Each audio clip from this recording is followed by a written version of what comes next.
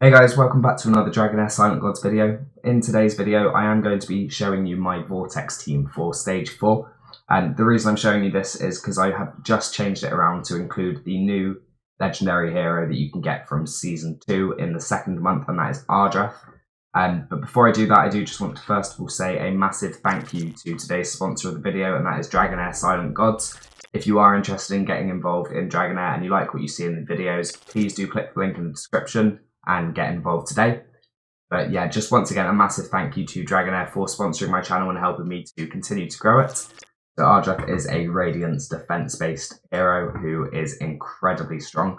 And obviously we were able to pick, oh, that's Cecilia, wrong one. But we were able to pick her up from completing all of the events over the last month. And so if we have a little look at her kit, she does come with a 30% defense aura in all battles. Passive skill, after the battle starts, the hero gains 1 stack of blessing every 5 seconds. This buff is permanent and cannot be dispelled, up to 10 stacks. When the hero's blessing reaches 10 stacks, grants 10 stacks of blessing to all allies. So every stack of blessing gives gives Ardeth 3% defense and 10 resistance. So obviously once you're reaching 10 stacks, you're getting 100 resistance and 30% defense on your whole team. This is incredibly strong. Battle skill heals the ally with the lowest percentage of HP and grants them defense up to for 5 seconds. When the skill is cast on a target below 50% HP, the healing will be increased by 30% and reduces the recharge time of their next battle skill by 50%. And finally, the ultimate skill. She enhances the hero for 10 seconds, increasing all allies' healing received by 50% in the duration, and strengthening the hero's basic attacks. When enhanced, each of the hero's basic attacks heals the ally with the lowest HP and has a 100% chance of dispelling 1 debuff from them. So one of the most popular uses for Ardeth is pairing her with Garius. And the reason for that is not only is she boosting his defense massively, she's also increasing the healing received by allies by 50%, which paired with Garius and the legendary artifact, the staff, I can't think of its full name, the legendary staff that gives you shields on overhealing, the capabilities are absolutely insane, and I'm going to be showcasing that in my Vortex team today. So if we jump over to Vortex, obviously I'm waiting for it here. The bonuses this week are 30% more cold damage, and allies with shields receive up to a 50% damage bonus based on their shield to HP ratio. So obviously this works very well with Ardeth and Garius together, as long as you've got that legendary artifact. So put my gear. So as you can see here, the team I've got is Ardeth. So Ardeth is built in the Mona Lisa set, so every time she uses her ultimate skill, she will heal the ally with the lowest HP by 15%. And obviously, as well as that, she is built with a large amount of defense. So all of her healing scales from defense, and obviously, yeah, you want her to be able to heal as much as possible, as much as her healing isn't necessarily important, and you want to make sure you're getting the most out of her, as well as obviously helping make sure she survives as long as possible. So one other way of building Ardeth is actually building her with accuracy as your Witch's Remains target, because when you're using this ultimate skill, all of those basic attacks that she's using have a chance to place Witch's Remains. It's something I'm going to try out in the next couple of days, but for now, my Shinna is using Witch's Remains. So Shinna is built with a good amount of damage, well, a relatively good amount of damage, and enough accuracy to place the defense penalty from Witch's Remains. So as you can see there, she also has a somewhat decent health pool, and I could ideally like to get a bit more defense, but for now this works. Next up, we've got Garius. So as I mentioned, Garius is kind of key when using with Ardeth because of the way his healing works. So his healing scales completely from his defense. The more defense he's got, the bigger AoE heal he's going to do. And paired with his Gatekeeper's Staff artifact, 100% of the overhealing from this will be converted into a shield. So with Ardeth, as I say, you can get some absolutely huge healing out of Garius, and then that is converted into a shield for your whole team. My Garius is built in the Ancestral Protection set, and that is to reduce the damage the rest of my team are taking, and also to reduce the damage he's taking by taking 15% less damage. He's built in as much defense as possible, so defense percent gloves, defense percent chest, got defense rune, and defense negative rune as well. So next up, we've got my attack penalty. So my attack penalty is Vinyara. Ideally, I would love this to be Rose because of the multi-hitter. Makes her a lot more reliable with Witch's Remains. Until then, I've got Crown of the Unclean on my Vinyara because she's just a secondary defense penalty. And I don't need her booked at all. Her cooldowns are already under 20 seconds, and she has a 100% chance of applying attack penalty on that ultimate skill as well. I've got her built in the Cyril set, and that is to ensure that she's placing attack up on my team every time she uses her ultimate skill. So when she places a debuff, she will give everybody 15% attack. And aside from that, she's just built with some survivability and enough accuracy to place those debuffs.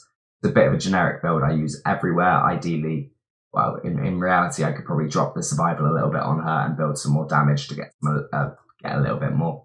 But in terms of damage, all of my damage in my team really does come from Beldel.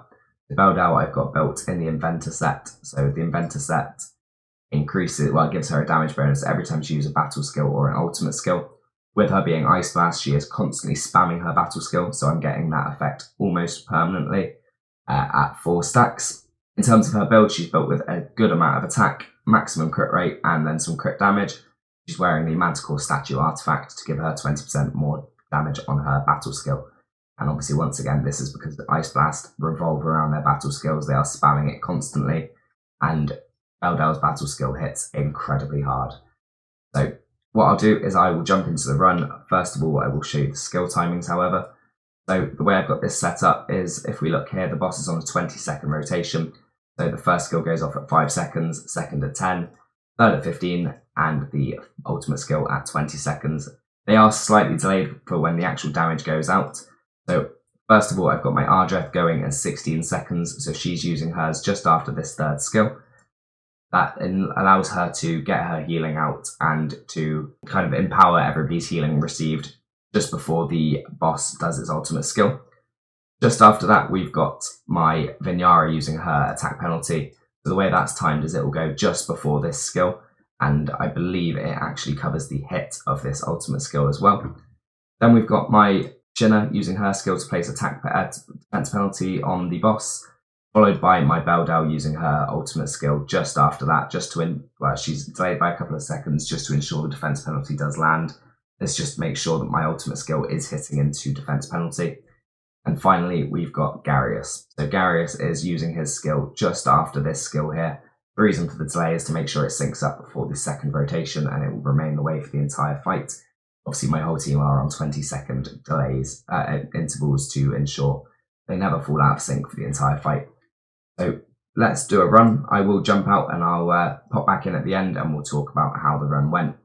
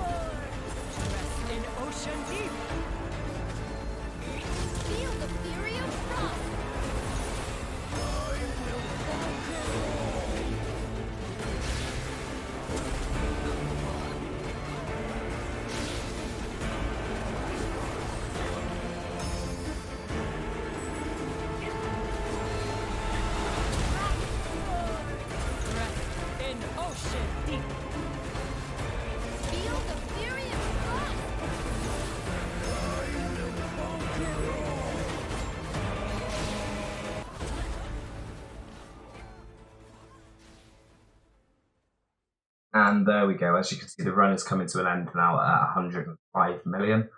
I could probably tweak some things to keep Garius alive a little bit longer, and therefore obviously the rest of the team alive longer with his healing.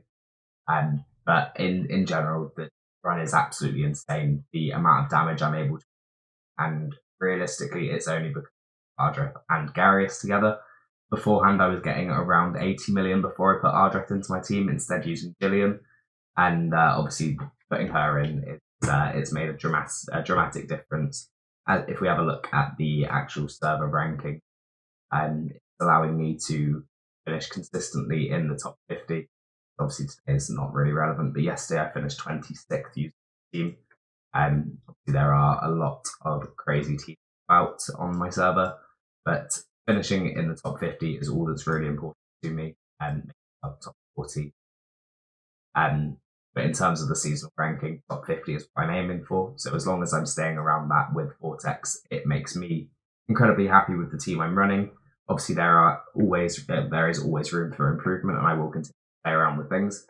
But that is all for today's video, so I just want to say a huge thank you once again to the sponsor of the video, Dragonheir Silent Gods, and do make sure you click that link in the description if you are interested in getting involved. Thanks very much, I'll see you in the next one.